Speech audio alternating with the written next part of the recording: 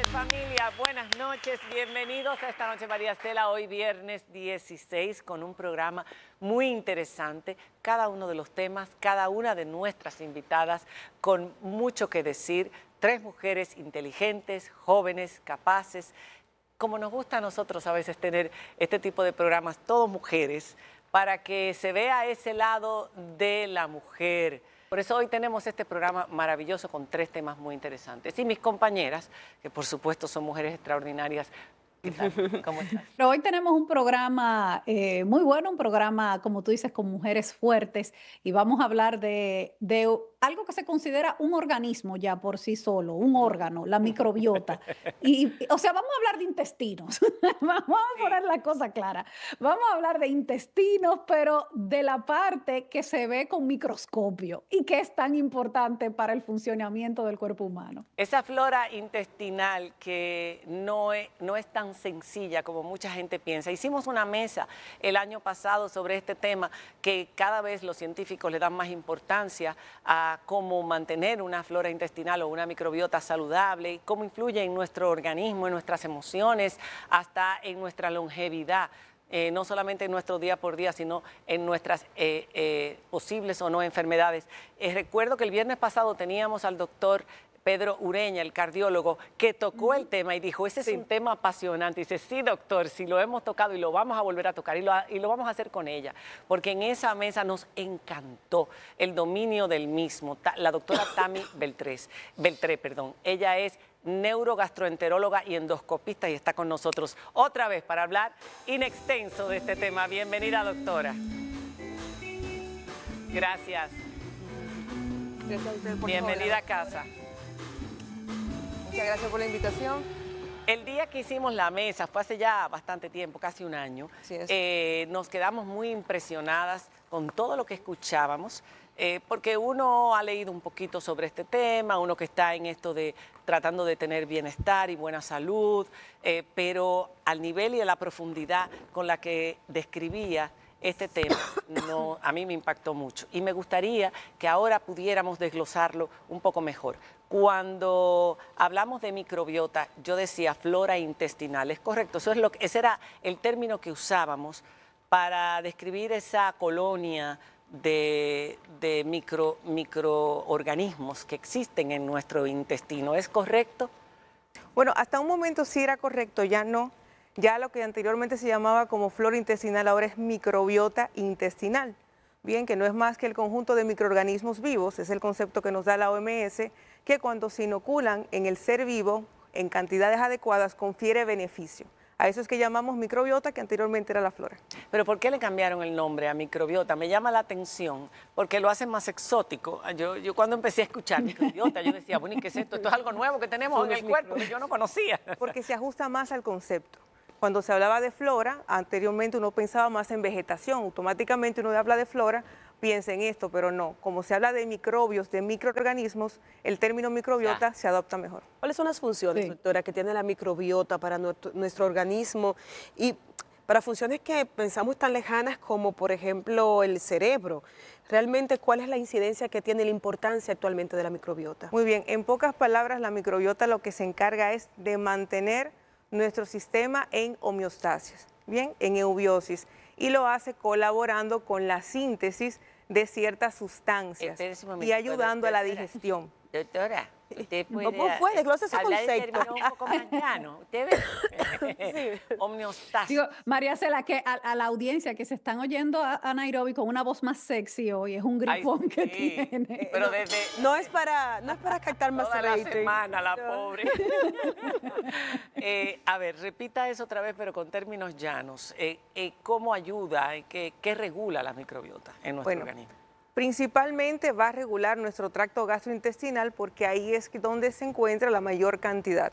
Pero tenemos microbiota en la boca, en la piel, en el tracto genitourinario. En todos lados. Exactamente, y en el urogenital. Entonces, en muchos lugares. Entonces, en el caso del tracto gastrointestinal, se va a encargar de favorecer la digestión, de tener una mejor digestión, de absorber mejor los alimentos, de tener un tránsito intestinal adecuado para poder ir adecuadamente al baño y también se va a encargar de producir algunas sustancias que se llaman neurotransmisores, como la serotonina, que ayuda a las emociones, a esa sensación de estar tranquilos, de estar calmados, de poder responder adecuadamente. Eso es gracias a la serotonina y también en parte contribuye con otros neurotransmisores, con otras sustancias que regulan el sueño, regulan también, que se está investigando eso, se está estudiando la parte de la obesidad, el colesterol, la regulación del colesterol y otras sustancias. Y todo eso se hace a través de una microbiota adecuada. Diana. Qué pasa, doctora, cuando hay bacterias o microbios dentro de esa microbiota que son dañinos para el cuerpo o que son más de lo necesario? Sí, así es. Nuestra microbiota tiene tres formas de mantenerse en eubiosis, de mantenerse equilibrada. Bueno, los microorganismos, en dependencia de dónde van a estar, pueden ser beneficiosos o quizás no tanto. Entonces, vamos a tener tres barreras sobre todo. Una que va a ser la barrera de moco, se produce una cantidad de sustancia, de mucina, que va a ser dos capitas, una capita delgada y otra un poquito más gruesa. También vamos a tener el sistema inmune que se encarga de esas bacterias que pasan, eliminarlas, combatirlas, y lo va a hacer de tres maneras. La primera barrera, que es como una cerca, para evitar que atraviesen; de la segunda manera, que es a través del sistema inmunológico, que las va a detener, que son esas pocas bacterias que van a atravesar esas capas de moco; y la última barrera de defensa, que es a través de la eliminación, es decir, que las frena, las paraliza y las elimina. Esos son los tres mecanismos por los cuales nuestro cuerpo se encarga de mantener en su lugar a la microbiota para que solamente nos haga bien. ¿Qué ocurre? Hay algunos pacientes que tienen un estado de inmunosupresión. Los pacientes que utilizan muchos catéteres, los pacientes que están en cuidados intensivos, que están en diálisis, que tienen catéteres vasculares, catéter de vía central, los niños muy pequeños, a excepción de la enterocolitis necrotizante, son personas que no pueden tener no pueden utilizar este tipo de microorganismos, de probióticos. ¿Por qué? Porque a ellos sí les va a hacer daño. Pero en sentido general, la población general sí se va a beneficiar de esa gran población que tenemos dentro de nuestro cuerpo y que al final lo que nos hace es ayudarnos. Como les comenté al principio, ayuda a la mejoría de nuestro estado general. Me decía mi amigo Gabriel Pedro GPT, Chat GPT, Gabriel Pedro. No, Dios mío, le meto tantos nombres. Gabriel Pedro Tomás, Okay.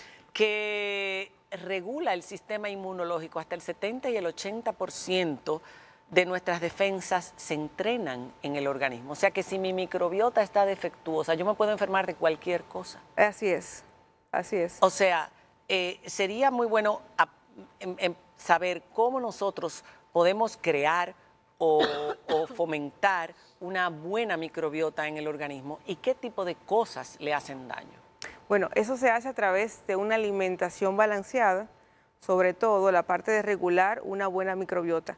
Como estuvimos conversando en el panel anterior, la microbiota adecuada se empieza a formar desde la concepción del embarazo, pasando por un parto vaginal, continuando con el contacto con la naturaleza, con el contacto con el entorno, para formar nuestro sistema inmunológico que al nacer está completo pero no maduro. Al tener contacto con el suelo, con la tierra, con los compañeros, con los amiguitos, es que poco a poco se va madurando, porque poco a poco vamos adquiriendo a través de la leche materna los microorganismos que necesitamos para tener una microbiota equilibrada, que sería lo más importante. Y esa microbiota en la proporción adecuada es la que va a permitir, aparte de la síntesis de diferentes sustancias, motivar al sistema inmunológico a desarrollar cientos de linfocitos que van a contribuir a la madurez y al fortalecimiento de nuestro sistema de defensa, que es nuestro sistema inmunológico.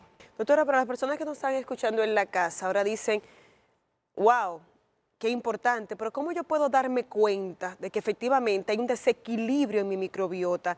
¿En qué cosas de mi día a día o en de las funciones de mi cuerpo yo puedo notar que hay un problemita? Bueno, hay veces que nos damos cuenta nosotros y hay veces que se da cuenta nuestro entorno, porque empezamos a cambiar el comportamiento, nos cansamos más de la cuenta, estamos muy irritables, a veces quizás no queremos salir, empezamos a ganar peso, siempre nos fatigamos, lo que quizás antes nos producía placer ya no lo hace, porque recordar que la microbiota no solamente se encarga de los procesos digestivos, sino también tiene una relación con el cerebro. Por eso la importancia, y quizás esto lo hablamos con mayor frecuencia los neurogastroenterólogos, por la relación que hay en el eje cerebro-intestino. Hay muchas cosas que vienen directamente de Lo que pasa en el intestino influye en el cerebro. Así es, lo decía Hipócrates al principio, todas las enfermedades empiezan por los intestinos. Y también decía, deja que tu comida sea tu alimento, y deja que tu comida sea tu medicina y que tu medicina sea tu alimento. Es por eso, a veces empezamos a tener alteración en la microbiota intestinal, en casos por la alimentación, en otros casos por ciertas enfermedades. Por ejemplo, los pacientes que tienen enfermedad inflamatoria intestinal, los pacientes que tienen ciertas enfermedades neurodegenerativas, Alzheimer, enfermedad de Parkinson, los pacientes diabéticos, tienen un componente agregado para afectar la microbiota. Pero también decía, estaba leyendo, las dietas ultraprocesadas. Sí, ese sería el punto de la alimentación. Entonces, cuando consumimos alimentos ultraprocesados, cuando consumimos alimentos en proporciones inadecuadas, poca fibra, por ejemplo, poca agua, pocas comidas o dietas, cierto tipo de regímenes alimenticios por mucho tiempo, eso también va a alterar extremas. Exactamente, va a alterar nuestra microbiota. ¿Por qué? Porque quizás ese tipo de dieta va a proveer la alimentación que necesitan ciertos microorganismos, pero hay otros que no. Para poner un ejemplo, cuando no consumimos fibra, bien, ese paciente poco a poco va a ir perdiendo ciertos microorganismos que se alimentan de esa fibra. Entonces, ¿qué hace? Se sustituyen por otros que quizás son buenos, pero no ejercen las funciones que esos que hemos sustituido. Por eso es importante una dieta balanceada. Claro, doctora, ¿y los antibióticos? En República Dominicana los antibióticos son de venta libre, tú hasta la farmacia puedes llamar y te mandan un sobre de amoxicilina, la gente se automedica. ¿Cuál es el impacto de los antibióticos en la microbiota? Tiene un impacto muy grande y es un problema preocupante porque cuando utilizamos antibióticos de forma adecuada, de forma indicada, igual arrastramos la microbiota. ¿Qué pasa? Lo utilizamos porque imagínate, ya tengo una enfermedad, tengo que trabajar sobre ella, eliminarla y después entonces poco a poco... Diagnosticado por un médico y por unos análisis médicos. Exactamente, así es.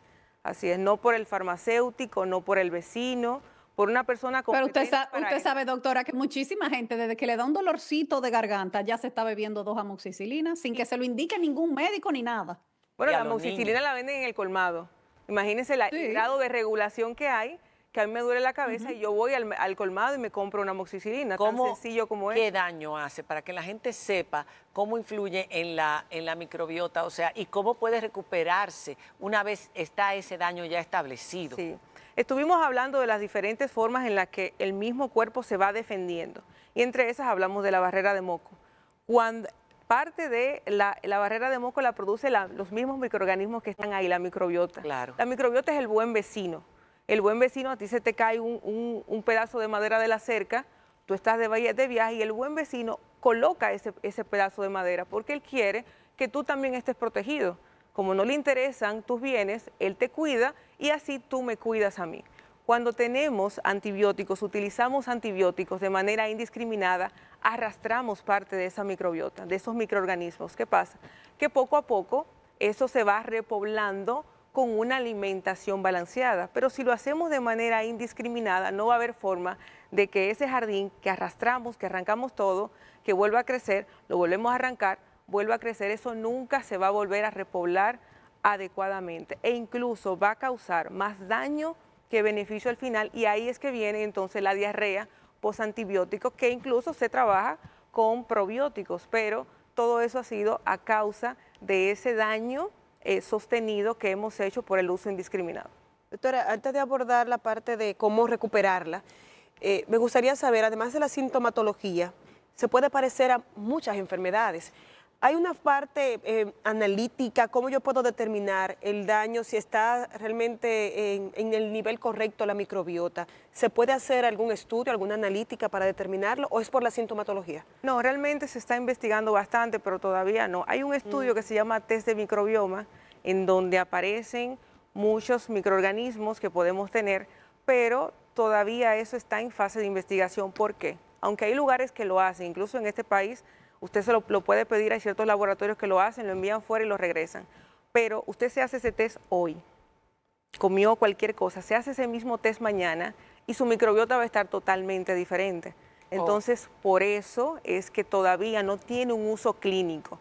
Aunque por laboratorio lo refleje, clínicamente eso no me puede traducir cuáles son los microorganismos que realmente se necesitan. Entonces yo no sé tampoco si esos estados alterados que tengo de irritabilidad o de ansiedad o de depresión o de obesidad o de todos los cambios de inflamación vienen de la microbiota o de un problema o un desbalance en la microbiota si no tengo una forma de comprobarlo. Exactamente. Por el momento estos serían de los últimos pasos.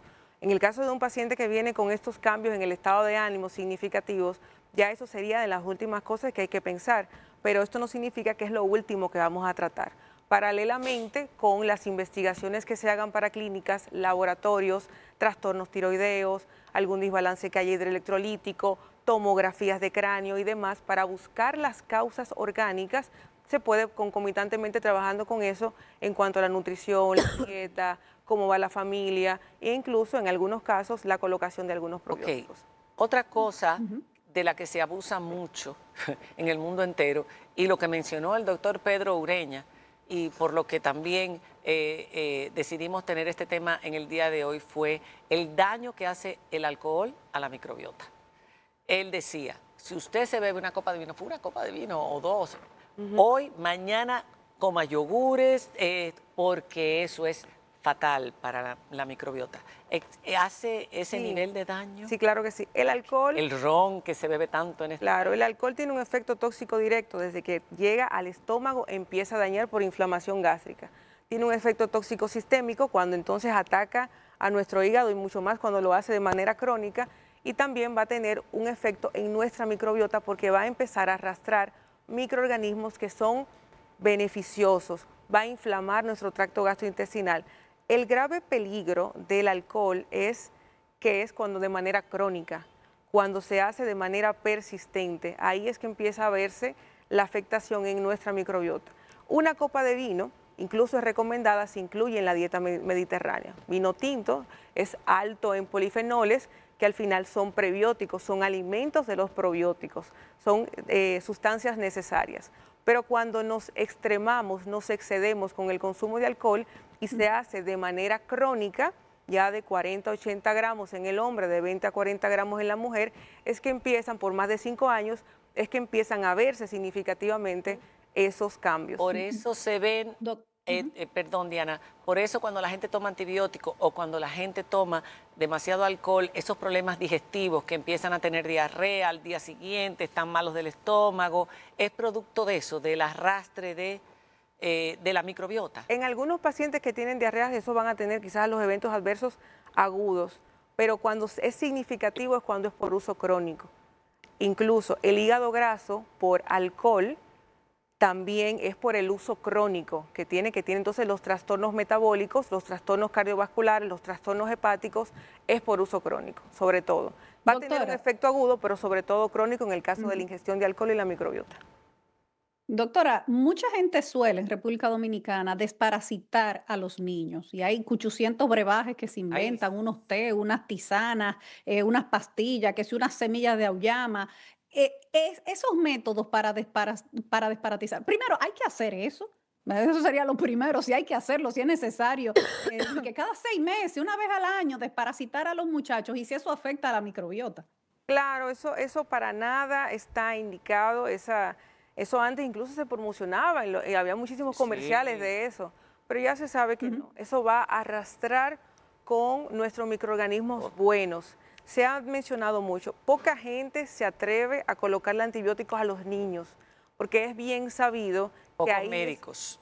Sí, que es bien sabido que en ese momento es que está la formación de ese sistema inmune, de las defensas, y es sumamente necesario. Pero cuando llegamos a la edad adulta, eso se nos olvida automáticamente y nos sentimos con una coraza, con una capa, no sé, y sentimos que eso no nos va a ocurrir. Sin embargo, no es así. Por eso no está indicado para nada si el paciente no tiene la justificación utilizar desparasitantes. Incluso cuando tenemos diarreas, si no hay una justificación por laboratorios, tampoco se recomienda el uso ni de antibióticos ni de antiparasitarios. Ni antidiarreico, que antes Ni se tampoco. tomaba la pastilla para cortar. Muy famosa. Para cortar la diarrea. Sí, sí. sí. Exacto. Una preguntita, doctora. Aunque no cuento con las estadísticas, sí por conversaciones y por denuncias sociales, hemos visto muchos casos de enfermedades inflamatorias, colitis ulcerosa, Crohn en República Dominicana. ¿Está relacionado con la microbiota? Si la persona que padece esta enfermedad logra equilibrar su microbiota, ¿puede mejorar significativamente estas enfermedades inflamatorias? ¿Cómo va ese proceso? Sí, pero es una relación causa y efecto compleja. ¿Por qué? Porque cuando tenemos afectado el sistema inmunológico, vamos a tener afectada nuestra microbiota. En el caso de la enfermedad inflamatoria intestinal, hay una afectación directa de la mucosa intestinal que atraviesa, incluso puede llegar a la muscular. En estos casos, esa barrera de muco que había mencionado está dañada, está agrietada. Entonces va a permitir que microorganismos entren. Incluso las infecciones recurrentes con Shigella, con Escherichia coli, en los pacientes con enfermedad inflamatoria intestinal son frecuentes y es por esto. También es muy frecuente en los pacientes con enfermedad inflamatoria intestinal que se puedan beneficiar de probióticos. De las pocas indicaciones puntuales dadas por la Asociación Americana de Gastroenterología para el uso de probióticos está una de las vertientes de enfermedad inflamatoria intestinal, que es la pouchitis. O sea que no se puede estar usando probióticos como mucha gente. No, para todo no. Para todo no. Lo que sirve para todo al final sirve para nada. En el caso de la enfermedad inflamatoria intestinal está indicada para la pouchitis. Es un reservorio que se hace en los pacientes que hay que cortarle el intestino para que la materia no salga directamente líquida. Ahí, como hay un sobrecrecimiento de bacterias, se recomienda en estos casos puntualmente. ¿Qué otro caso se recomienda puntualmente? En los recién nacidos, en los prematuros con enterocolitis necrotizante. Ojo, no es todo recién nacido, tu sistema todavía está muy maduro. Claro. Pero en este caso también se recomienda. En los pacientes que tienen reinfección por una bacteria que se llama Clostridium difficile, tiene que ser con el apellido difícil porque hay otros Clostridium que son parte de la microbiota que son buenos. Y la OMS, de manera salvatoria, porque hay algunos lugares del mundo donde es muy difícil tener acceso a la salud y demás, para las diarreas crónicas en los niños también las recomienda. Y en algunos casos se puede utilizar para síndrome de intestino irritable y para diarreas postantibióticos, como habían preguntado. Una pregunta ya antes de que nos diga cuáles son esos hábitos saludables para mantener una buena microbiota y qué tipo de alimentos también se deben ingerir. Ahora están de moda muchas enfermedades que cuando yo era joven no jamás en la vida había escuchado hablar de ellas. Muchas intolerancias, el SIBO y una serie de males más intestinales. ¿A qué se deben? El SIBO en particular, que tanto lo escucho. Bueno, el síndrome de sobrecrecimiento bacteriano o SIBO es una enfermedad de moda, pero porque también está de moda la ingestión de comidas rápidas, el sedentarismo, la inactividad en todo el sentido de la palabra. Siempre estamos como muy abotagados, no queremos hacer ninguna actividad, ya sea mental o física, y todo eso va a alterar nuestra microbiota. Desde el 2012 es que se ha explotado la cantidad de investigaciones y es para tratar de darle respuesta a todo lo que está ocurriendo.